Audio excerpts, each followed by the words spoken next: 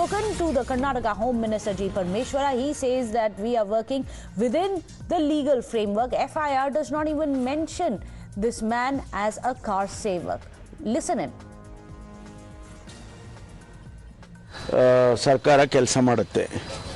ಅವರು ಕರಸೇವಕ ಅಂತ ಎಲ್ಲೂ ಕೂಡ FIRನಲ್ಲಾಗಲಿ ಅಥವಾ ಬೇರೆ ಯಾವುದೇ ಇದರಲ್ಲಿ ಬಂದಿಲ್ಲ.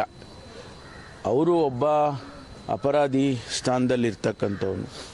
ಸುಮಾರು 16 ಕೇಸಸ್ಸು ಆತನ ಮೇಲೆ ಆಗಿದ್ದಕ್ಕಂಥದ್ದು.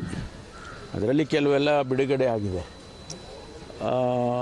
ಅಂಥವರಿಗೆ 16 ಕೇಸಸ್ಸು ಇರ್ತಕ್ಕಂಥವನಿಗೆ ಮತ್ತು ಕಾನೂನಿಗೆ ವಿರುದ್ಧವಾಗಿ ನಡ್ಕೊಳ್ತಾನೆ ಅನ್ನೋವನಿಗೆ ಭಾರತೀಯ ಜನತಾ ಪಾರ್ಟಿಯವರು ಇಷ್ಟೊಂದು ಸಹಕಾರ ಮಾಡ್ತಾರೆ ಅಂದರೆ ಅವ್ರಿಗೆ ಏನಾಗಿದೆಯೋ ನನಗೆ ಗೊತ್ತಿಲ್ಲ. ನಾವು ಅವರು ಹಳೆ ಕೇಸ್ಗಳನ್ನೆಲ್ಲ ನಾನು ನಿನ್ನೆನೂ ಕೂಡ ಕ್ಲಾರಿಫಿಕೇಷನ್ ಕೊಟ್ಟಿದ್ದೇನೆ. ಹಳೆ ಕೇಸ್ಗಳನ್ನೆಲ್ಲ ತೆಗೆಯುವಾಗ ಇವರದ್ದು ಬಂದಿದೆ. ನಿಜ 31 ವರ್ಷ ಸರ್ಕಾರ ಕೆಲಸ ಮಾಡುತ್ತೆ. ಅವರು ಕರಸೇವಕ ಅಂತ ಎಲ್ಲೂ ಕೂಡ FIRನಲ್ಲಾಗಲಿ ಅಥವಾ ಬೇರೆ ಯಾವುದೇ ಇದರಲ್ಲಿ ಬಂದಿಲ್ಲ.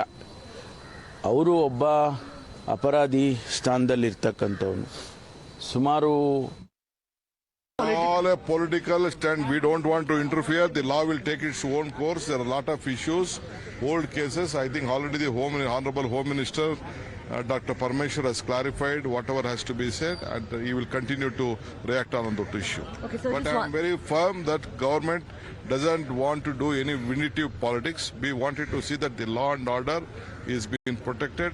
No one should create a nuisance in the state. It is a peace-loving state.